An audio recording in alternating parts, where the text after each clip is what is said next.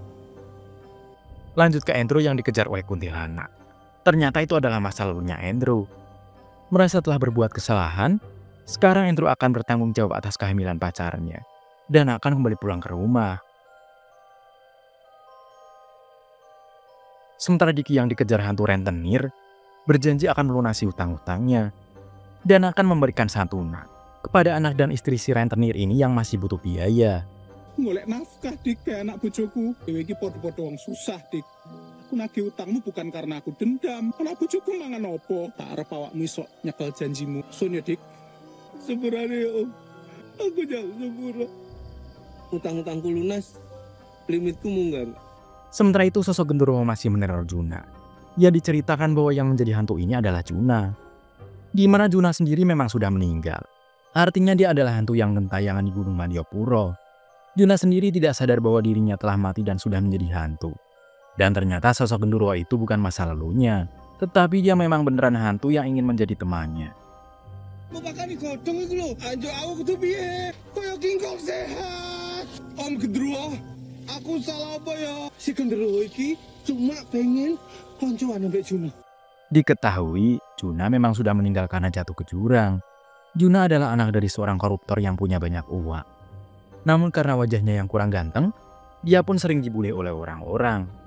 Ketemu sampe gini isine apa, Jun? Isine duit haram, duit rakyat.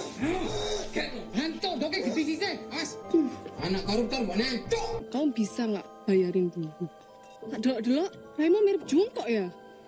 Kelek jelek, Cuk. Boleh sih. Ayo cepetan.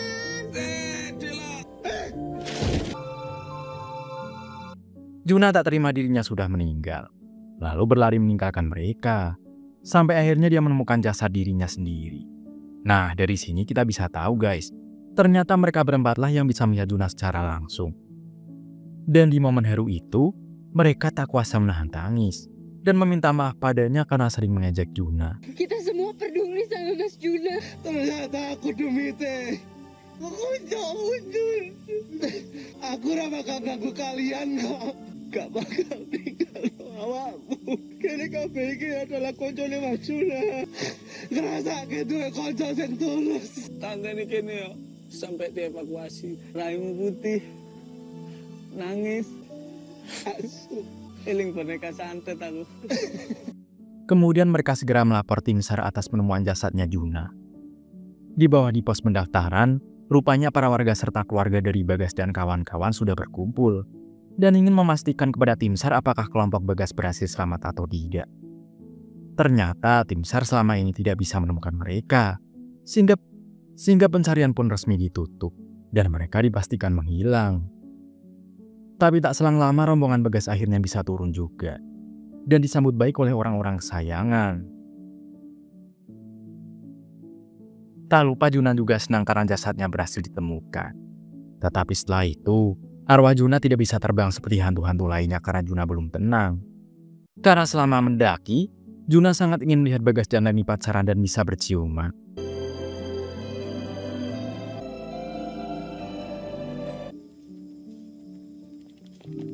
Kok gak hilang? Iki konsepnya apa iki? Lembo. Bukan. Singkat cerita kembali ke zaman sekarang. Di studio tiba-tiba ada Leni datang ke ruang podcast untuk menyusul Bagas. Dan ternyata dari tadi hantu Juna sudah ada di pundaknya hostnya. Arwah Juna ingin segera pergi dengan tenang, lalu meminta Bagas dan Leni berciuman dengan disorot oleh kamera. Bagas dan Leni akhirnya bisa berciuman. Tenang. Sunse. Jancuk mesum cuk demi teh cuk. Gak apa-apa. Gemes banget. Itulah alur cerita film Sekawan Limo. Kita memang harus terus menatap masa depan. Namun kita juga harus sesekali melihat ke belakang untuk melihat masa lalu dan menjadikannya pelajaran untuk bekal di masa depan. Kalau menurut kamu pesan apa yang ada pada film ini? Komen ya guys.